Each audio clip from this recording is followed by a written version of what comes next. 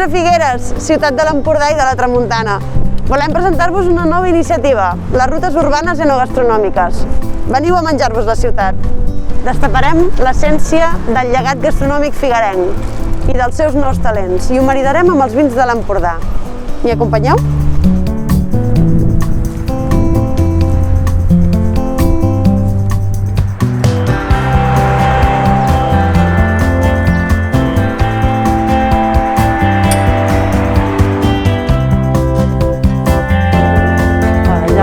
Què tal? Molt bé. Cap a dintre. Som al Motel, aquest hotel de carretera que té un dels millors restaurants de Figueres, que si eren innovació als anys 60, avui en dia són un clàssic, una referència a una escola, eren parada i són parada imprescindible de la ruta enogastronòmica de Figueres. Mira, Laura, avui t'hem preparat un platillo de sèpia amb tripa de bacallà i carxofes.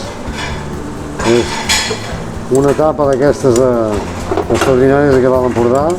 Són pilotilles de vedella amb sèpia també, Aquestes suquetes a la base del sofregit amb una picada d'ametlla per poder posar a la salsa.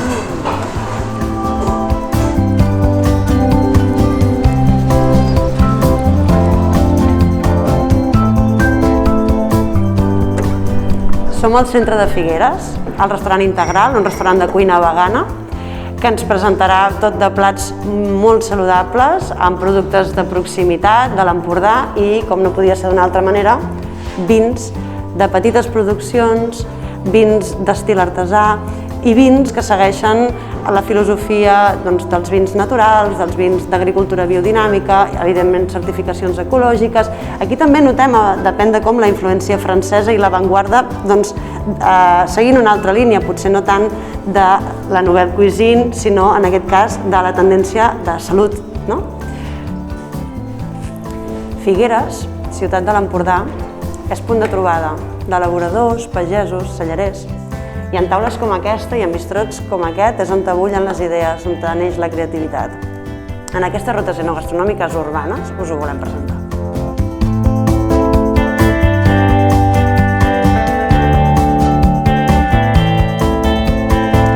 Seguim al centre de Figueres, en el restaurant Bocam, un restaurant d'avantguarda especialitzats en la cuina del peix, els arrossos, que ens presenta una tapa de mar i muntanya. Bàsicament el que és l'Empordà, aquesta riquesa paisatgística amb aquesta diversitat de productes. I el seu xef, l'Aniol, ens explicarà en què consisteix. Doncs avui prepararem el que és un pavao mar i muntanya amb una farsa que fem aquí a casa amb carn i marisc per poder interpretar una mica més la terra d'aquí de l'Empordà i el que fem és una mica de cuina fusió amb aquest pavao que és asiàtic i el treballem d'una forma bastant mexicana perquè fem servir la carn desfiladeta amb una terra de cacauets i una ceba osmotitzada. Ara tindríem el bao, que ja l'havíem escalfat o l'havíem cuit al vapor, amb la vaporera, una maionesa fumada i una maionesa de sriracha que és picant. La terra de cacauets. I llavors la ceba osmotitzada per acabar, per donar-li un punt àcid i per desgreixar una mica tot el que seria el xai, la farsa, el que hi hagi. Doncs aquí tenim el resultat final i així és com el presentaríem.